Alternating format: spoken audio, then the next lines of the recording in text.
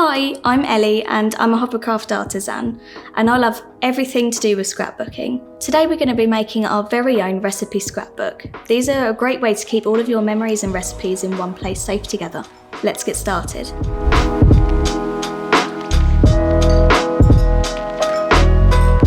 If you like this video, don't forget to subscribe to the Hobbycraft channel by clicking on the bell icon to be notified of future videos. The front cover of our recipe book is made up of collaging. Collage is a brilliant way of reusing old magazine scraps, newspaper cuttings, or even your old photographs and clothes. I'm theming this one around food, so I've got some cuttings from a baking magazine. You can collect these in different sizes. I'm also getting a little artistic with the cover too, and I'm repurposing this pattern paper from a craft magazine to make an apron, oven gloves, and rolling pin. I'm mixing up my designs slightly with different patterns of paper. For example, I've created an apron with a different coloured pocket and a rolling pin with different coloured handles.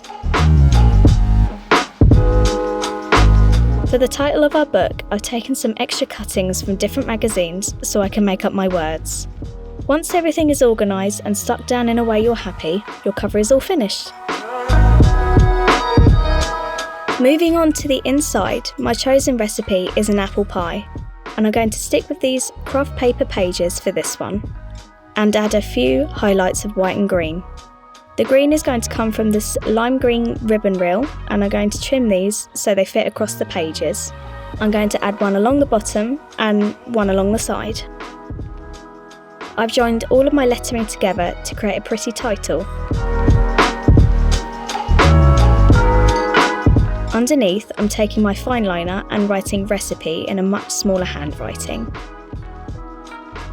Because my right hand page still looks a little blank, I've cut out some circles with the same cardstock to scatter around and glue in.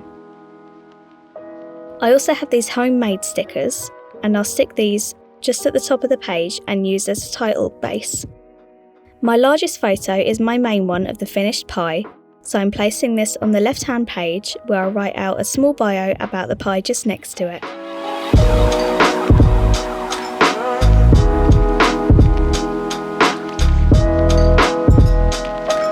On my right-hand page is where I'll be placing a step-by-step flip photo strip.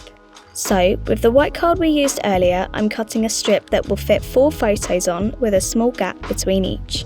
Once I've done that, I'm gluing my step-by-step photos onto the card, and then I'm going to concertina between each photo, remembering to fold the opposite way to the last. You should end up with a folded photo album.